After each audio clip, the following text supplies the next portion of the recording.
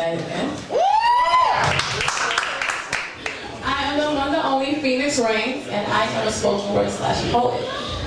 Now, we're doing 2 little poems for you. The first one, I'm gonna need a participant of the male gender. Uh-oh. Oh, yeah. Bruno. Go, Bruno. Give it up for Bruno. Oh, yeah. Sit right here for me, mother. Why are you laughing like that, Bruno? You nervous? You nervous? I'm saying, I ain't sure my name to go shout out to you. We love you. All right, now, what our question is, can you turn me on mentally? Yes. See, now whoever said yes, we should have came even that. So hold on, Bruno, you think you can turn me on mentally? Yeah, all right. See now, sister, we know once in a while, you meet that guy and it's like you see him. You see him, you get to know him, it's like, damn, he look good. Now physically, he turns you on. You don't know him yet though, but you just see him from across the room or wherever you're at, you're like, God damn.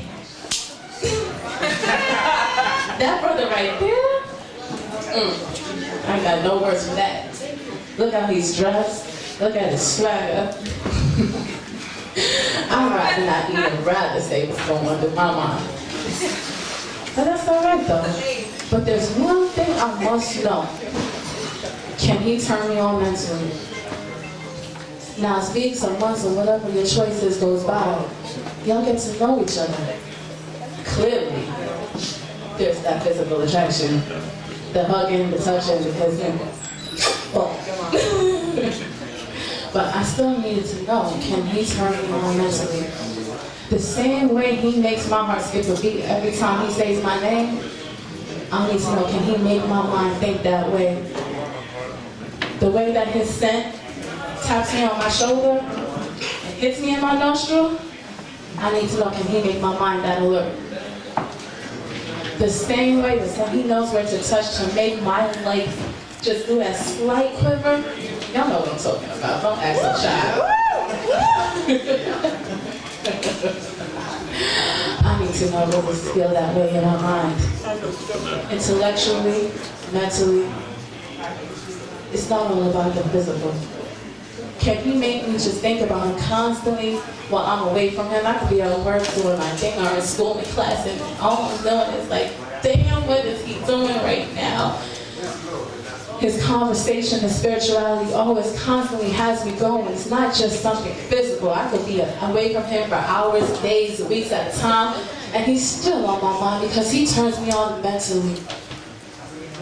So, but ladies, before you decide to give it up, whatever you call it, your divine goodness, your sugar waters, the high mountains, I don't care whatever nickname you have for your little kitty cat, for a man sits there and talk all that smack. I'm sorry, brothers, but some of y'all do just to get inside your thigh.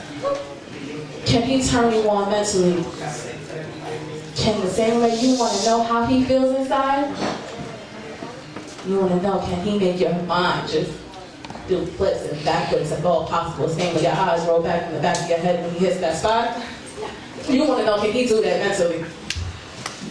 So before you sit here and say, come inside, let me share my divine goodness with you, I need to know, can you turn me on mentally? Ooh.